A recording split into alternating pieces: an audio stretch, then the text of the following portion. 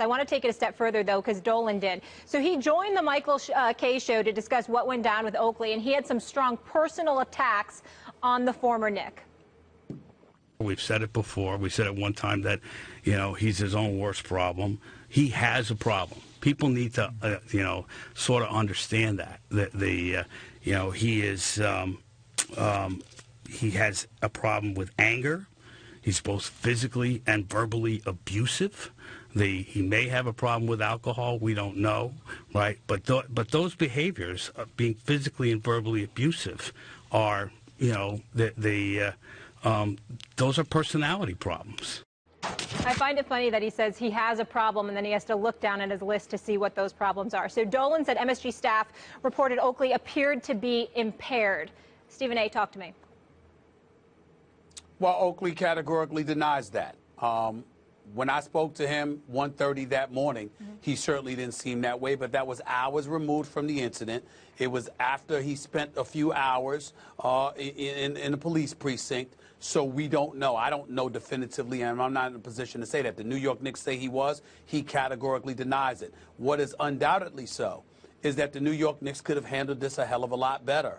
When he was being followed in the past, you have some people from the Knicks organization who have told me, look, we were looking out for him. We want to make sure to keep him out of trouble. He doesn't do anything to embarrass himself or the organization. That's why you had folks around that were just looking out for him. They weren't following him per se. They were just looking out for him. Well, that's not how Oakley felt about it. Oakley felt he was being followed. Oakley felt he was being harassed. Oakley felt like, what is this man's problem with me? The one thing that I would say that raises my eyebrow in favor of James Dolan is this.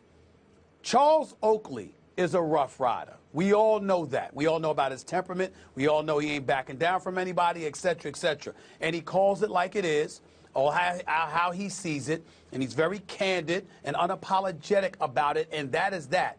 But when I hear him speaking about Dolan, I hear him saying, I want to shake the man's hand, I want to get into a room and talk to him, et cetera, et cetera. So he seems to be reaching out to Dolan and is put off by the fact that Dolan hasn't been as receptive as he would like. What I would say is that's the antithesis to what I know Oakley to be. He's not usually reaching out to anybody, to shake their hands or do anything like that. He doesn't have this need to be embraced by somebody who doesn't feel inclined to embrace him. So the fact that he seems to be that way when it comes to Dolan does raise my eyebrow and make me ask questions, which is why it's hard for me to take the utmost definitive stance on this. But in the end, I am dogged in my belief that the New York Knicks mishandled this situation. They embarrassed him. They spoke out of turn. They did not have to go to the lengths that they went through to impugn this man's reputation, character, integrity, or whatever the case may be,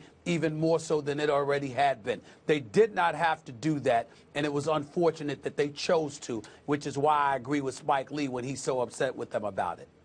Look, I've been an outspoken critic of James Dolan because as a Knicks fan growing up, he's ruined the franchise over the last 17 years. But he's not all bad. As you said, Stephen A. Smith, he's shown real loyalty to people who've needed it, who are close to him and all those kind of things. So I don't mean to paint him as a completely bad person or anything like that.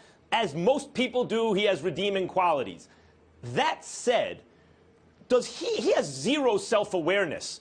A billionaire who inherited billions, whose father built the business, which he inherited. He didn't earn that business. He didn't build himself up, pick himself up by his own bootstraps and do something good. He alienated millions of New Yorkers when he kept the Yes Network off of Long Island with Cablevision. That's like, well, I could list 100 different things that have ticked off the entire city towards James Dolan, a guy who was, as Ann Richards once said about George W. Bush, born on third base and thought he hit a triple, right? So that's James Dolan. And he's talking about somebody who is not the most talented guy in the world. Yes, he's tall, but there are guys Charles Oakley's height, lots of them in the world who never played in the NBA, who built himself up, though he was less talented than most, by working harder, by getting up earlier, by sacrificing his body more, by diving on the floor for every loose ball.